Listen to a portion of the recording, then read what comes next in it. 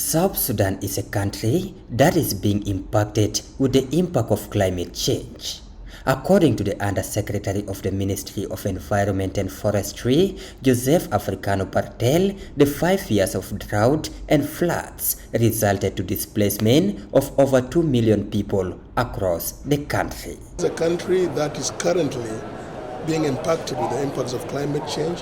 Adaptation is the #1 issue for us, because 5 years of flooding and drought resulting to over 2 million people displaced in Unity State, Warab, Kapweita, and most of the parts of South Sudan.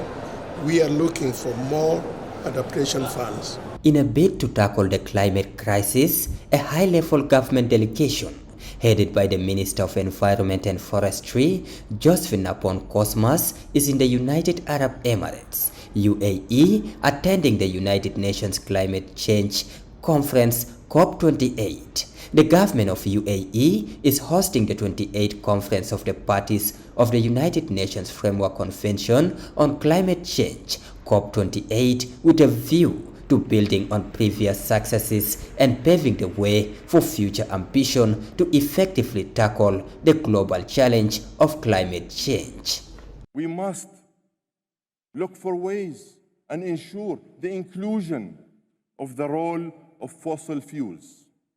We collectively have the power to do something unprecedented.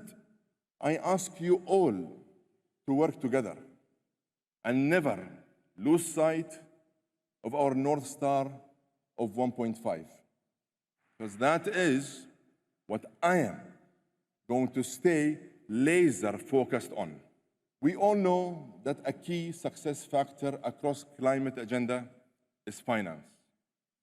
And for too long, finance has not been available, accessible, or affordable. This presidency is committed to unlocking finance to ensure that the Global South does not have to choose between development and climate action.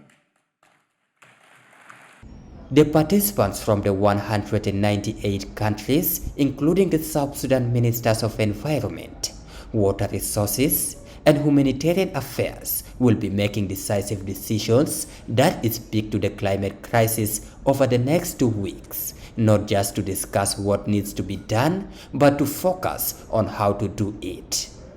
There is going to be a new collective quantified goal for finance, because 100 billion will not be enough. So this fund should be in the trillions.